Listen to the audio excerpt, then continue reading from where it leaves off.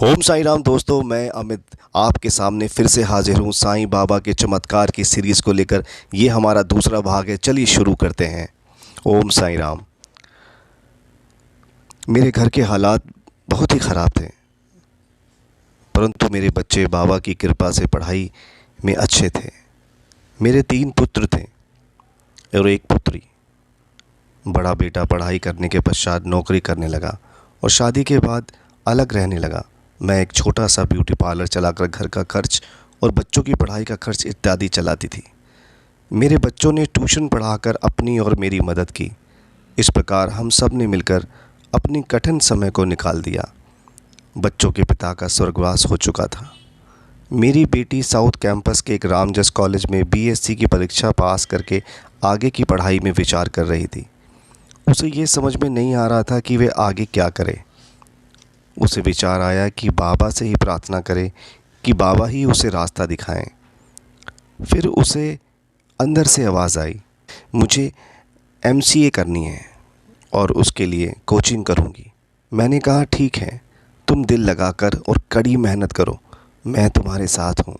Coaching की fees की बात आई तो उसकी नानी ने कुछ पैसे दे रखे थे, जिसकी एक बैंक में एफडी करवा रखी थी। जब हम बैंक से पैसे निकालने गए तो पता चला कि बैंक कुर्क हो गया है। अब ना जाने कब ये बैंक का काम शुरू होगा। हम लोग परेशान हो गए, मगर जिसके सिर पर बाबा का हाथ हो उसका कभी कोई काम नहीं रुक सकता। बाबा कोई ना कोई रास्ता अवश्य निकाल देते हैं। बाबा भी अपने भक्तों की परीक्षा तो ज़रूर लेते हैं। पहले तो भक्त को घोर संकट में डाल देते हैं, फिर उसकी मदद भी खुद ही करते हैं। वे अपने भक्त की श्रद्धा और सबूरी को देखते हैं। मुझे नहीं याद कि कहाँ से पैसों का इंतज़ाम हो गया और कोचिंग में दाखिला भी हो गया। कोचिंग पूरी हो गई। एमसीए के दाखिले की प्रतियोगिता के फॉर्म भरे जाने शुरू हो गए। कोई फॉर्म 500 रुपये का था तो कोई 1500 रुपये का था। मुझे नहीं पता चला कि पैसे कहाँ से आ रहे थे, कितने फॉर्म भरे गए थे। कुछ समय पश्चात एंट्रेंस की परीक्षा भी शुरू हो गई। बेटी ने बहुत परिश्रम किया और लगन से पढ़ाई करी। सभी परीक्षाएं दी, पर समय बहुत बलवान है। रिज़ल्ट भी आने शुरू हो गए और वह जाकर कंप्यूटर में अपना रिज़ल्ट देखती तो उसे निराशा ही हासिल होती। उसका नाम किसी भी लिस्ट में नहीं मिलता। जितने भी फॉर्म भरे थे और जो जो परीक्षाएं दी थी, ज़्यादातर के रिज़ल्ट आ चुके थे, लेकिन किसी भी लिस्ट में उसका नाम नहीं था। केवल एक महाविद्यालय शेष रह गया था। उसका रिज़ल्ट ऑनलाइन नज़र नहीं आ रहा था। काफ़ी प्रयत्न किए परंतु कुछ भी पता न चला। वह बोली, मम्मी जब किसी भी लिस्ट में मेरा नाम नहीं है तो इसमें कैसे हो सकता है, वहाँ पर भी नहीं होगा। और वो फूट फूट कर रोने लगी। कहने लगी, मैं तो इतनी नालायक हूँ कि मेरा नाम कहीं भी नहीं है। अब मेरा 1 वर्ष और ख़राब हो गया, अब मैं क्या करूँ। वह बेहद परेशान हो गई और रोती जा रही थी। मैंने उसे सांत्वना दी और कहा, तुम रोना बंद करो और परेशान मत हो। तुम केवल प्रयत्न करती रहो और मेहनत करती रहो।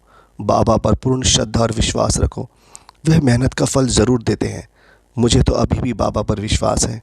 कहीं ना कहीं तो तुम्हारा दाखिला ज़रूर होगा, मगर एक बार सोचते हैं कि अगर नहीं भी हुआ तो जैसे भी होगा मैं तुम्हें दोबारा कोचिंग कराऊंगी। वह फिर बोली, मैंने तो सभी रिज़ल्ट देख लिए, मेरे तो कहीं भी जगह नहीं। मैंने फिर से उसे आश्वासन दिया, देखना बाबा ज़रूर मदद करेंगे। यह मेरा बाबा पर दृढ़ विश्वास है। कहीं ना कहीं तो तेरे लिए एक सीट ज़रूर है, चाहे जो भी हो, तू देखना। मगर उसे चैन कहाँ था। वह रोती ही जा रही थी। हर बृहस्पतिवार की तरह बृहस्पतिवार को बाबा के मंदिर गई। मंदिर में बाबा के सामने सच्चे मन से प्रार्थना की, हे बाबा, आप तो हमारी परिस्थिति से वाकिफ़ हैं। हमारे हालात भी आपसे छुपे नहीं हैं। इतनी कठिन परीक्षा क्यों ले रहे हैं। आपकी बेटी ने तो मेहनत से तैयारी की थी, उसका नाम कहीं पर क्यों नहीं आया। वह रो रो कर पागल हो रही है। बाबा मदद करो, कृपा करो बाबा। आज मुझे कुछ इशारा देकर यह सिद्ध करें कि उसका कहीं ना कहीं दाखिला ज़रूर होगा। के लिए आप अपनी झोली में से आरती के समय एक फूल गिराकर मेरा विश्वास और भी दृढ़ कर देना, जिससे मैं समझ जाऊंगी उसका दाखिला ज़रूर होगा। शाम को आरती के समय जब लोग अपने अपने स्थान पर खड़े हो गए, मैंने मन ही मन बाबा से प्रार्थना की। आरती शुरू हो गई। सभी ताली बजा रहे थे, आरती गा रहे थे। मैं बाबा पर नज़र गड़ाए देख रही थी। इतने में बाबा की झोली में से एक फूल नीचे गिर गया। अब क्या था, मैं खुशी से नाच उठी। मेरी आंखों से आंसू बहने लगे। अब तो मुझे पूर्ण विश्वास हो गया कि हो ना हो कहीं ना कहीं किसी जगह उसका दाखिला ज़रूर होगा। बाबा का यह दिया गया इशारा कभी असत्य नहीं हो सकता। उसका नाम हमारी नज़रों से कहीं ना कहीं ओझल हो रहा है। जब मैं मंदिर से घर आई तो मैंने उसे सारी बातें बतलाई और आज बाबा ने मुझे इशारा दिया, ये भी बताया। मैंने बाबा से प्रार्थना की थी कि वह मुझे झोली से एक फूल गिराकर इशारा दें, तुम्हारा कहीं ना कहीं एडमिशन के लिए लिस्ट में ज़रूर नाम आएगा। बाबा ने कर दिखाया। झोली में से एक फूल गिराकर मेरा विश्वास दृढ़ कर दिया। बाबा से जो मांगा था वह ज़रूर मिलेगा। बाबा कभी गलत नहीं हो सकते, यह तुम खुद देख लेना। उसका रोना तो बंद हो ही गया, लेकिन वो अभी भी उदास थी। खैर, दूसरा दिन रविवार का था। मैं अपने भाई से मिलने फ़रीदाबाद चली गई। वहाँ पर मेरी बेटी का फ़ोन आया कि मम्मी अभी अभी कहीं से फ़ोन आया था, उन्होंने कहा कि तुम्हें एडमिशन लेना है या नहीं। तो मैंने कहा तो बोल देती कि हाँ लेना है, लेकिन मम्मी उनका फ़ोन कट गया और मैं बार बार मिला रही हूँ, उनका फ़ोन नहीं मिल रहा है। मैं उल्टे पाँव घर पर वापस आ गई और मैंने फ़ोन मिलाया, लेकिन फ़ोन नहीं मिला, क्योंकि बारिश की वजह से हमारी सारी लाइनें वहाँ पर ख़राब हो चुकी थीं। उसके बाद मैं एसटीडी बूथ पर गई और वहाँ पर भी यही हाल हुआ। तभी मैंने कहा, बाबा आपके आशीर्वाद से हमें एक एडमिशन का फ़ोन आया, लेकिन वहाँ पर हमारा नंबर नहीं मिल रहा है, हमारी मदद कीजिए। तभी बाबा ने मेरे दिमाग में विचार डाला कि मैं मिसेस शर्मा के घर जाऊं। वो मेरी बहुत अच्छी दोस्त हैं और बाबा की बहुत बड़ी भक्त हैं। मैं मिसेस शर्मा के घर गई और मैंने उनको सारा हाल सुनाया। उन्होंने फ़ोन लगाया, फ़ोन मिल गया। वहाँ से आवाज़ आई कि आपको एडमिशन लेना है या नहीं, या हम किसी और को दे दें। हमने कहा नहीं नहीं, हमें एडमिशन लेना है, आप बताएं कि हम कब आएँ।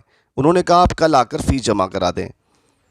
अब ये बाबा ने बहुत बड़ा चमत्कार किया हमारे साथ। मुझे यकीन नहीं हो रहा था कि मेरी बेटी का एडमिशन हो गया। जो अब दूसरी परेशानी एक और थी, जिसका समाधान बाबा जी ने पहले ही कर रखा था। वह ये था कि बेटी का दाखिला जयपुर में वनस्पति विद्यापीठ में हुआ था। वहाँ कोई भी हमारा जानकार नहीं था, लेकिन बाबा ने तो मिसेस शर्मा के यहाँ से फ़ोन इसलिए मिलवाया क्योंकि उनको ये ख्याल था कि मेरी बेटी कहाँ रहेगी। मिसेस शर्मा ने कहा, अब क्या परेशानी है? मैंने उनसे कहा, अब दो परेशानी हैं।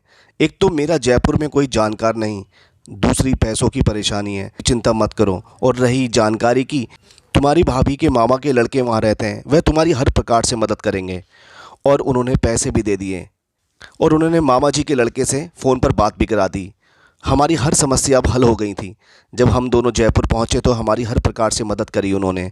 हम दाखिला करवा कर लौट आए। मैं और मेरी बेटी अकेला ना जाएं, इसलिए मैं अपने भाई को भी ले आए। तो संदेह न होकर किस प्रकार बाबा ने हमारी मदद की।